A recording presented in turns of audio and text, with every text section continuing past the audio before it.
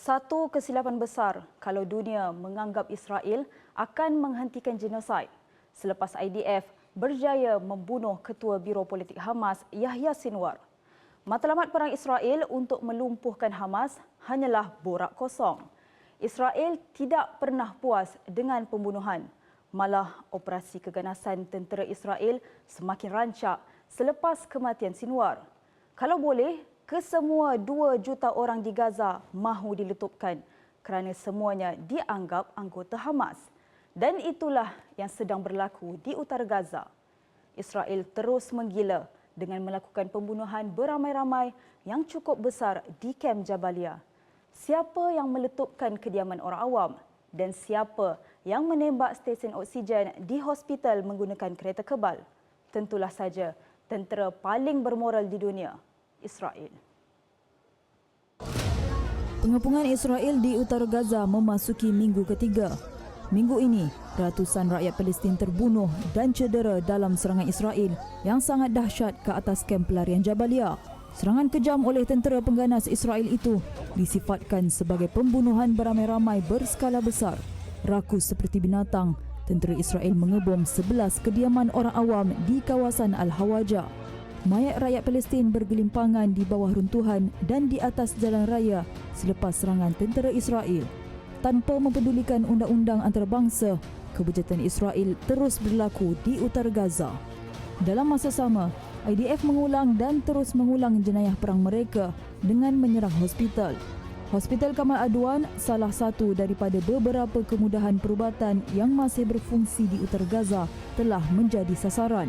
Sekurang-kurangnya 2 kanak-kanak maut di unit rawatan rapi selepas penjana hospital dihentikan dan stesen oksigen menjadi sasaran kereta kebal tentera.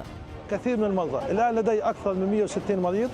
هناك 15 حالة تنتظر إدخال لغرف العمليات ولكن لا نستطيع إدخالهم لعدم وجود الأطباء المتخصصين في الجراحات. لذا أناشد العالم وأناشد كل من يستطيع مساعدتنا بتوفير ممر آمن إنساني لمستشفى كمال عدوان وإدخال كافة التخصصات اللازمة حتى نستطيع إنقاذ ما تبقى إنقاذه من مرضى ومصابين بحق الأطفال والنساء. Tentera Israel turut mengerahkan pesakit di hospital untuk berkumpul di halaman utama dan kemudian menahan 44 pekerja perubatan dan pesakit. Alasan apa yang digunakan untuk menghalalkan jenayah mereka? Semestinya Hamas. Kononnya Hamas berada di hospital dan hospital digunakan sebagai infrastruktur Hamas. Alasan basi tanpa bukti digunakan berulang kali.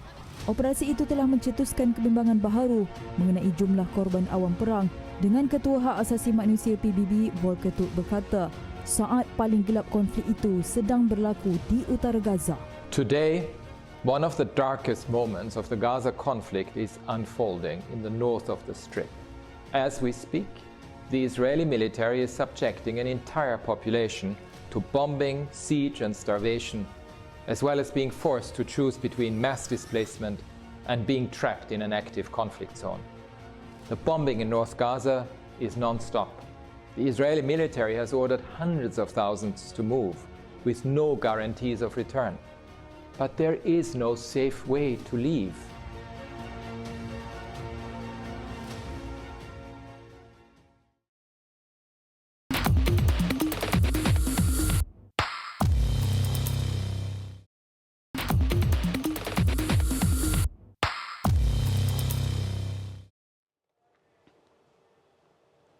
Israel terus menggila. Israel ibarat orang yang hilang akal. Segala perbuatannya tidak dihiraukan dunia. Ketika Gaza hancur dibantai, Israel turut menodai tebing barat dan Israel kemudian tunjuk samsing di seluruh rantau. Satu negara demi satu negara, Lebanon, Syria dan Yaman menjadi sasaran serangan dan kini Israel cuba menjolok sarang tebuan dengan menyerang kuasa besar Iran. Israel gilakan perang. Israel gilakan darah. Israel memang sudah hilang akal. Tentera Israel berkata, serangan udara ke atas Iran menyasarkan fasiliti pembuatan peluru berpandu Tehran dan senjata-senjata lain di beberapa wilayah di Iran. Katanya serangan itu dilakukan sebagai tindak balas terhadap serangan Iran baru-baru ini terhadap Israel dan rakyatnya. Manakala tentera Iran mengesahkan peluru berpandu Israel menyasarkan sistem radar di wilayah sempadan Ilam dan Khuzestan serta di sekitar Tehran.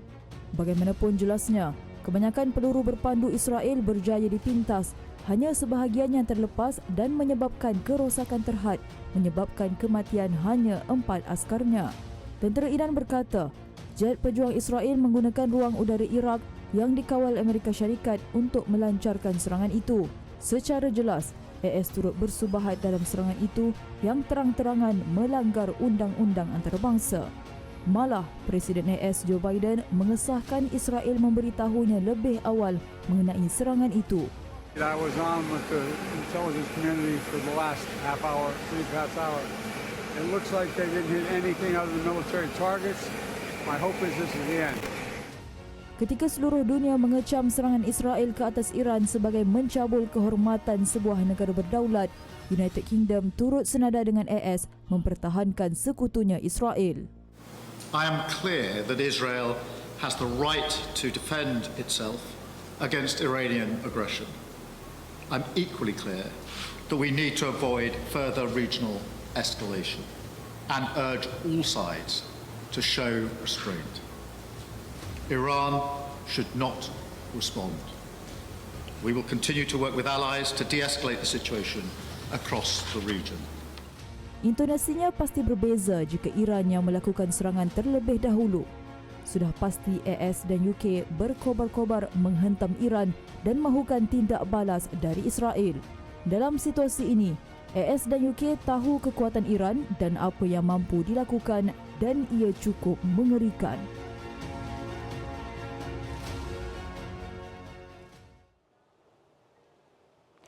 Apakah serangan Israel yang mencabul kehormatan tanah Iran akan dibiarkan sahaja oleh Tehran?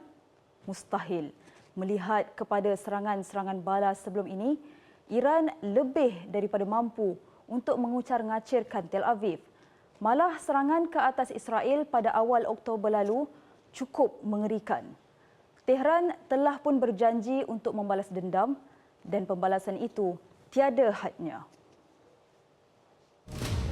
Iran sebelum ini membalas dendam dengan melancarkan serangan peluru berpandu balistik ke atas Israel. Dan serangan Tehran itu menunjukkan kekuatan senjata dan ketenteraannya. Serangan Israel ke atas Iran pada Sabtu berlaku sebaik sahaja setiausaha AS Antony Blinken kembali ke AS selepas lawatan ke Timur Tengah. Tujuannya ke Timur Tengah kononnya untuk memberi amaran kepada Israel untuk tidak melakukan serangan yang meningkatkan lagi konflik serantau dan mengecualikan tapak nuklear Iran.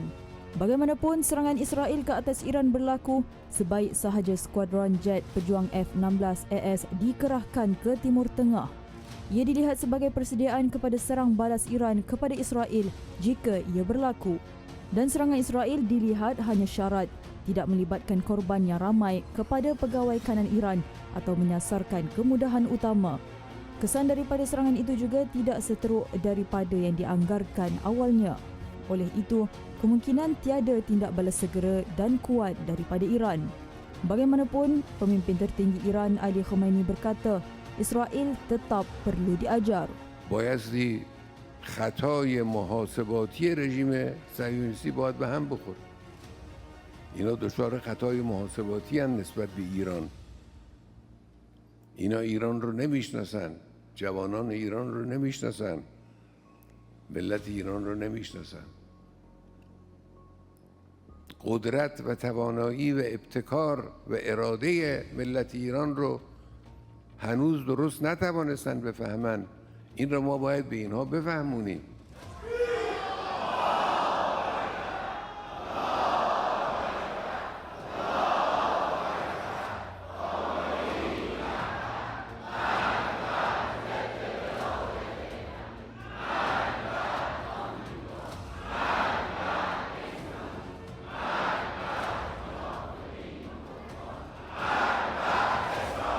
Menteri Luar Iran Abbas Araghchi pula berkata, kekuatan dan serang balas Iran untuk mempertahankan diri tiada hadnya. هیچ حد و مرزی در عزم ما برای دفاع از خودمون وجود نداره. این رو هم در جنگ 8 ساله با رژیم صدام ثابت کردیم. هم در مقابله با دشمنی‌های آمریکا در طول سالهای گذشته، در مقابله با تحریم‌های آمریکا. Serangan Israel ke atas Iran semalam dilihat hanya berskala kecil dan hanya sebagai menebus maruah yang dirobek akibat serangan balas Tehran awal Oktober. Tiada kesan signifikan terhadap Iran seperti yang digembar-gemburkan Tel Aviv. Bagaimanapun, Iran dilihat tetap akan melakukan serangan balas dan Israel perlu bersedia.